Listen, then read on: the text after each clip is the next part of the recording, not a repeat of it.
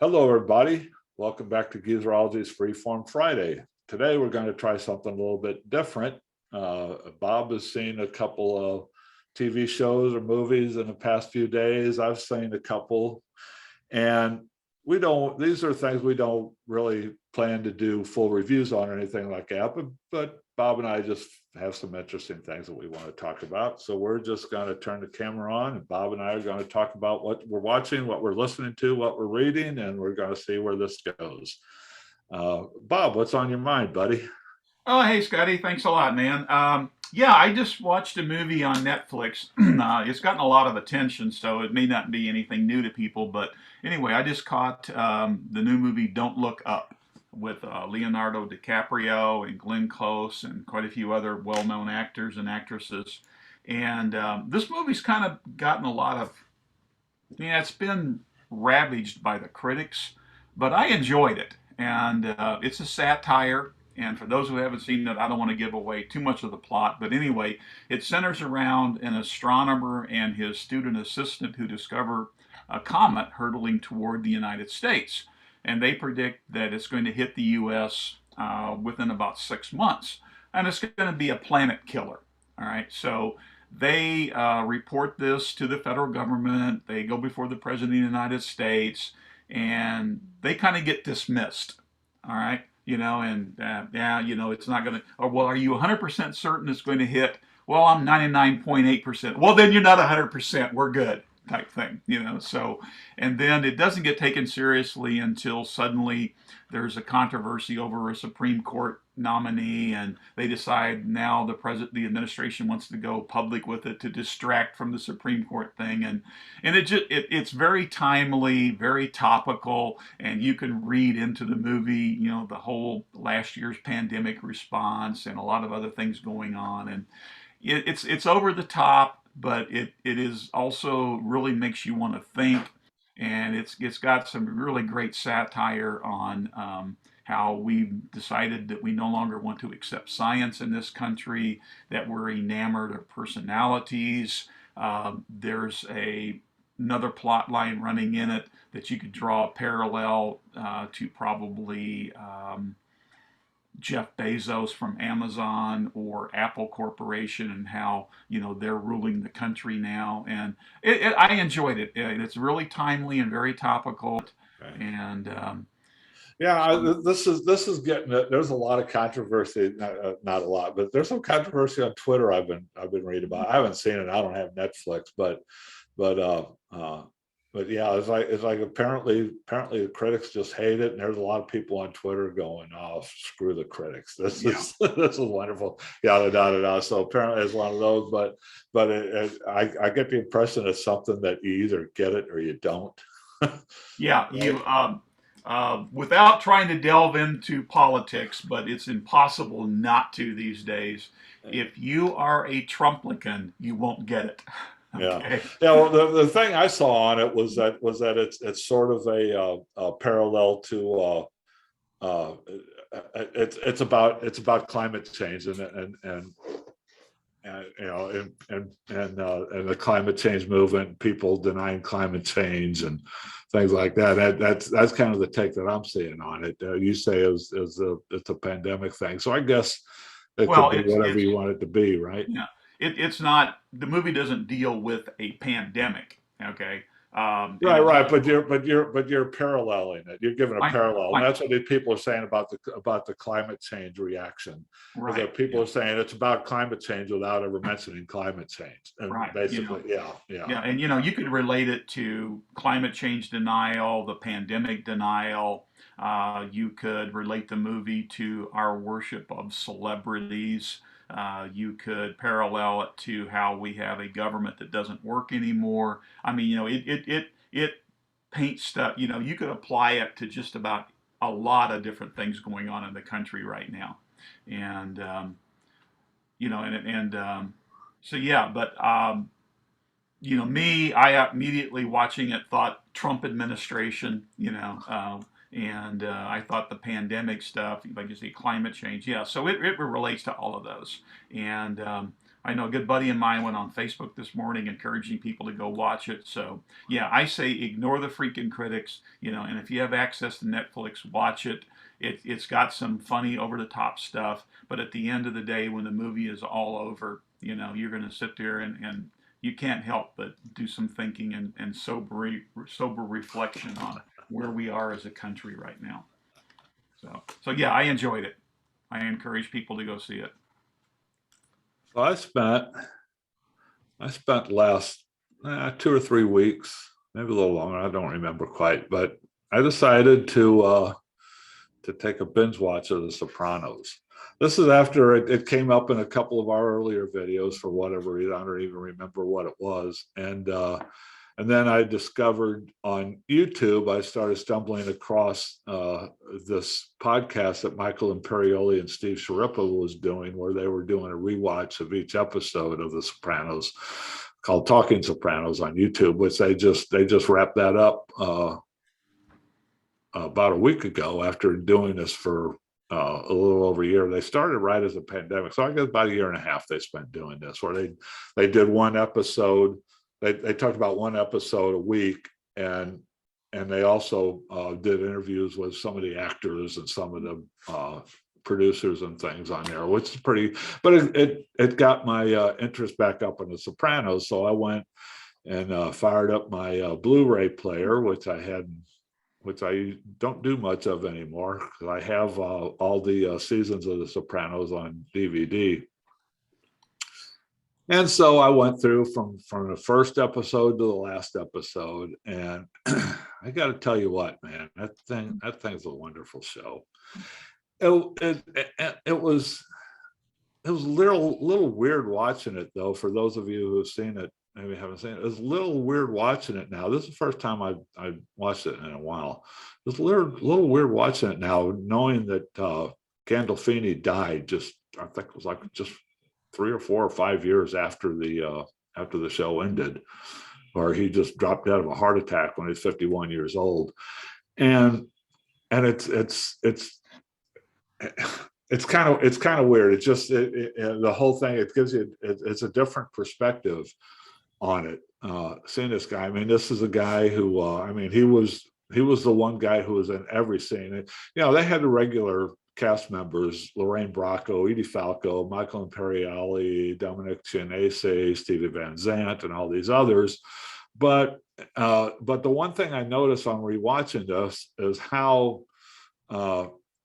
limited screen time each of those cast members actually have. I mean, they're all considered regulars, and they're all in the opening credits every week and everything like that. But you'll go 2 or 3 episodes and hardly even ever see Lorraine Bracco, or hardly ever see Michael Imperioli.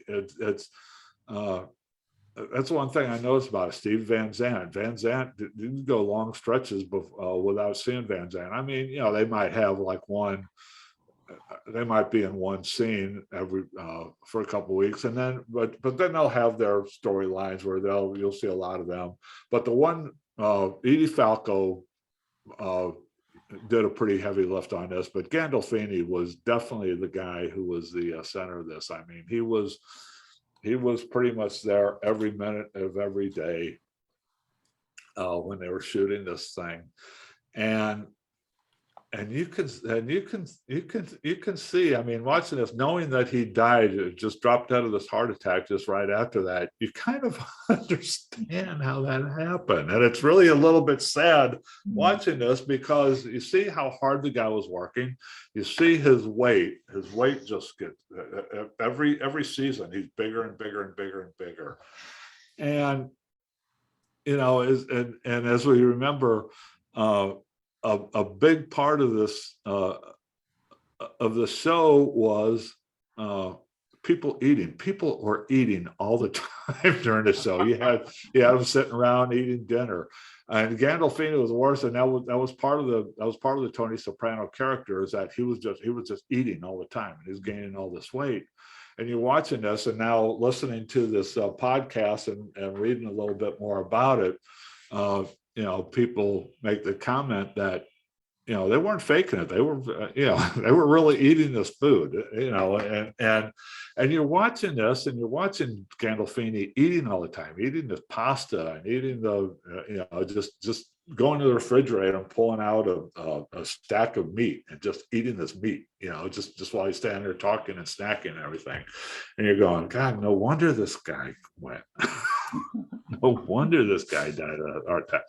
Anyway, I just, it really gives you a different perspective watching this, because I'm watching this podcast and I'm getting all the inside, and listening to all the inside information. They're talking about the acting that went on and how this thing was made and everything like that. So now I'm kind of watching the series not only as an entertainment thing, but I'm watching it keeping in mind the acting and the work that's going into making this series. And that's the one thing that kept striking me.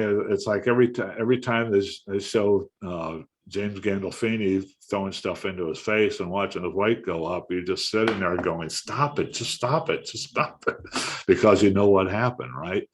And you got to believe that probably contributed to his death, because it was not a healthy lifestyle. At all, just working, on top of the fact that, he was probably working 15 hours a day and carrying all this heavy lift. And they said that Gandolfini was a character actor. He was never a leading man. He never wanted to be a leading man as a character actor. And they say that he, especially near the end, over the last couple of seasons of the show, that he was not a happy guy. That they talk about how he was. Everybody loved him, and he was a great guy to work with, and he was a very generous actor and everything like that. But he wasn't the guy who wanted to be a leading actor, and he was working his ass off, and it probably wasn't. He probably wasn't built for that, and it probably helped contribute to his poor health and his early demise. Anyway. But it was an entertaining show. My quick take on it: the first half, it was 7 seasons. They called the last 2 seasons season 6A and season 6B, but that was by contractual thing for HBO.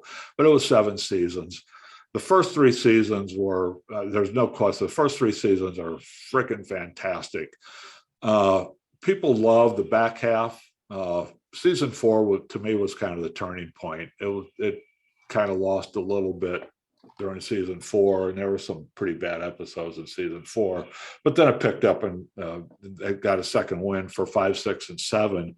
I didn't like 5, 6, and 7 as much as I liked the first 3 seasons, but that's not a popular opinion. Most people say it was solid front to back. It was solid front to back. I just kind of lost my enthusiasm for it the last couple of 3 seasons, mostly because the last 2 or 3 seasons were more centered on the mob aspect and about the relationship between the New Jersey crew and the New York crew and the war they started and everything like that.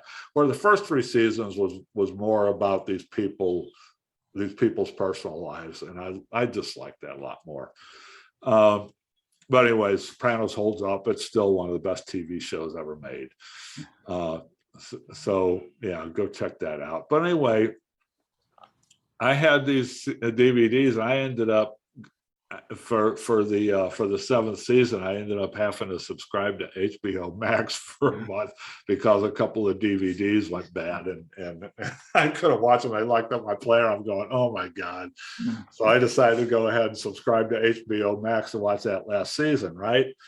And so I did. When I was finished with that, I was going, okay, what now? And then I stumbled across the documentary film Jagged, which we talked about in an earlier Geezerology piece. This was a documentary on the Bill Simmons series. This is a documentary about Alanis Morissette's Jagged Little Pill, right?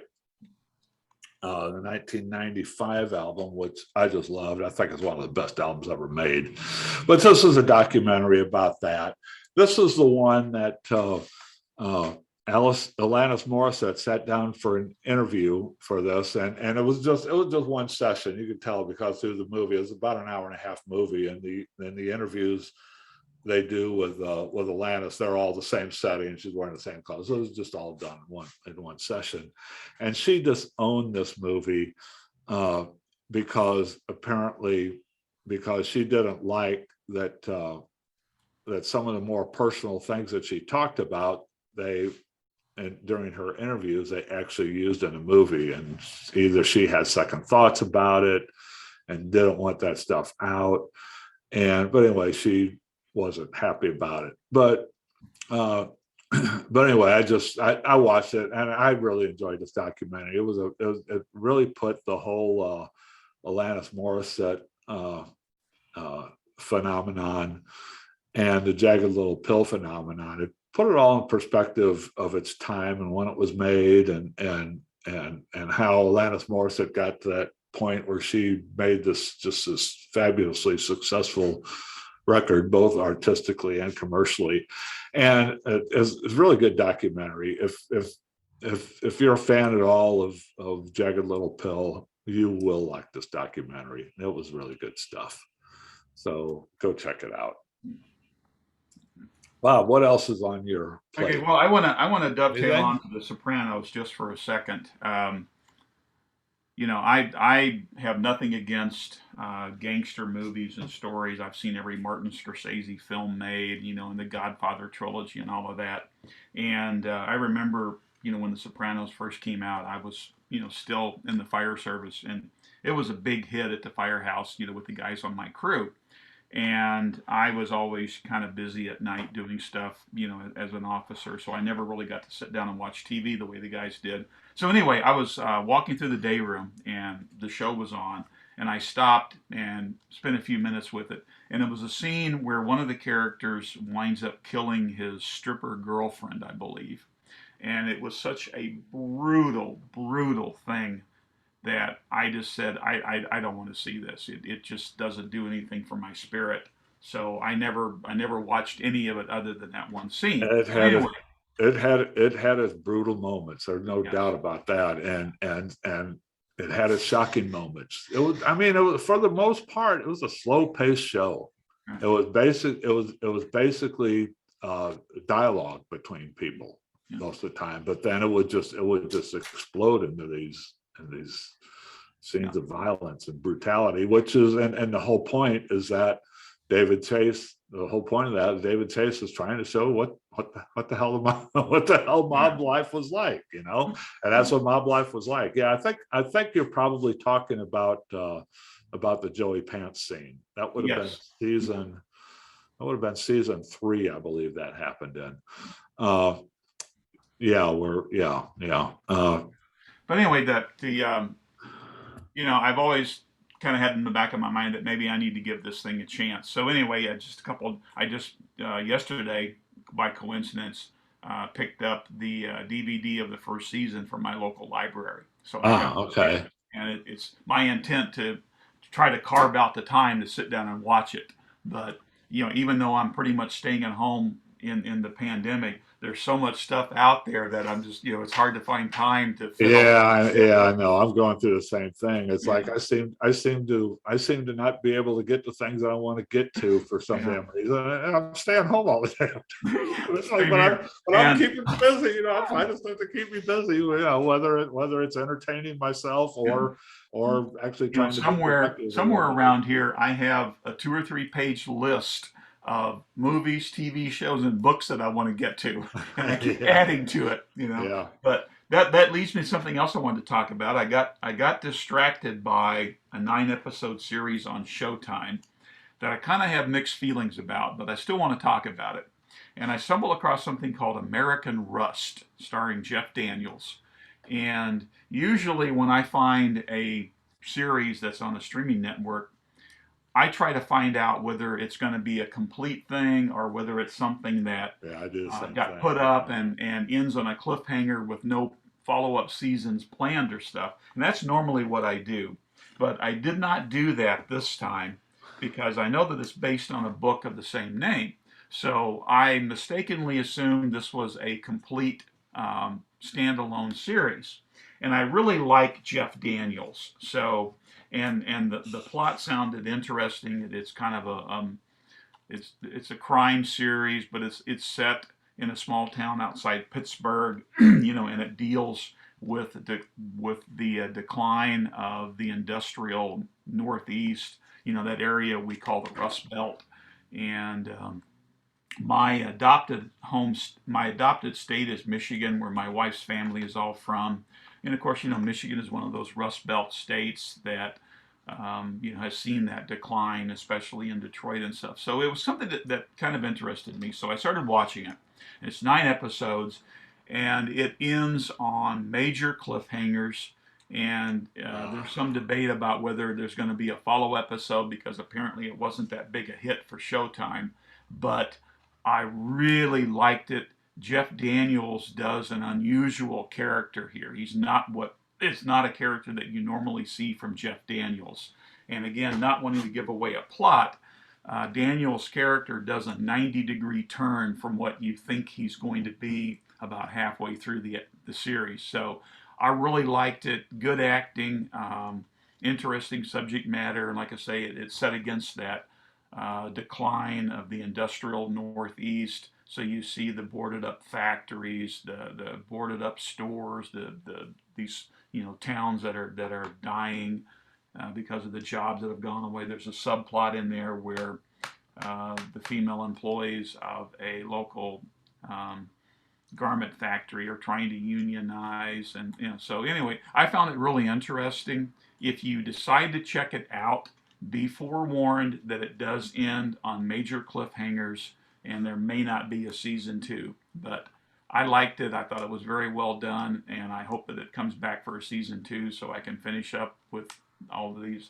storylines. I just looked And it up on Wikipedia, and apparently this is something that the USA Network ordered the series in November of 2017. And it says here on the Wikipedia page that the series was scrapped in January 2018 because the producers were having trouble finding a leading actor for the show. And then a year later, or a year and a half later, in July 2019, Showtime picked up the option on it. And then a year later in 2020, they started casting it. And then, it ran from September 12th through November 7th of this year. Yeah, in fact, the wife and I just started Wheel of Time last night because we intentionally waited until all the episodes dropped. Yeah. I hate that thing about having to wait a week for the follow-up. I've been spoiled by the stuff that drops all at once. I know. I did. I have too. That's why I like to watch my TV now.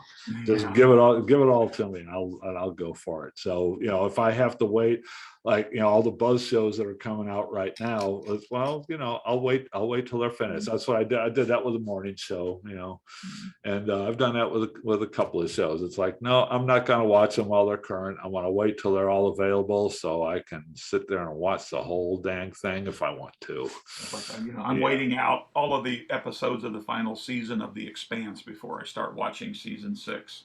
Well, I'm doing a lot of that streaming channel hopping because when I decided I wanted to watch American Rust, there was a deal where Showtime's first month was free. Yeah. And then you could cancel at any time. So I went ahead and signed up for it through Apple TV Plus, and just to watch American Rust. And then when it comes up for my first bill on January 25th, I'll probably cancel. Yeah, that's why I picked up HBO Max, because it's like I was stuck. I had to see that last episode, that last season of Sopranos, and one of my DVD and one of the discs was messed up. So I did subscribe. I paid the full. I actually, because HBO doesn't give free trials or anything or no discounts, so I just went ahead and bought it, and I'll cancel it at the end of this month. I'll just watch what I can on there for the next couple of 3 weeks, and then I'll let it go. And because I pay for Amazon Prime annually, I pay for Peacock Premium annually, and and I just picked up AMC Plus annually. That's all I need. If there's anything specific I want, I'll just go pick up something for a month, or if something comes up on a deal. There's plenty on those 3 services that keep me occupied if I need to. Like I say, I can't get to everything that I want to see with the few streaming services I do have. I don't need to be piling on more. Exactly. That's the same way. Okay, gang. So yeah, that's what Bob and I are up to this week. Join us again next week. On Wednesday, we'll have a Wednesday spotlight where Dan will join us, and we'll talk about probably some classic album from the archives of One Stripe or Another. And we'll be back on Friday with another Freeform Friday, where we just end up reviewing or talking about just whatever's on our mind that week. So thanks for joining us, everybody. Please give us a like. Please subscribe to us so you know when we drop something new. And we will talk to you soon. So All right, take care.